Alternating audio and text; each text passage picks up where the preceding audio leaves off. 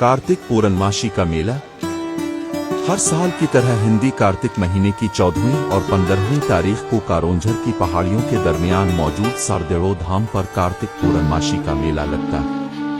इस मेले पर पाकिस्तान भर से हिंदू मजहब से ताल्लुक रखने वाले लोग अपने प्यारों की असथियां बहाने और मजहबी रसूमात अदा करने आते हैं, जिसकी वजह से यहाँ पर लोगों का काफी रश होता है। ये मेला 25 नवंबर से 27 नवंबर तक जारी रहेगा। हिंदू मजहब के मुताबिक सारदेड़ो धाम को गंगा नदी के बाद पाकिस्तान में दूसरे नंबर पर पाक माना जाता है, जिसकी वजह से लोग यहाँ पर अपने प्यारों की आखिरी रसूमात अदा करने के लिए आते हैं।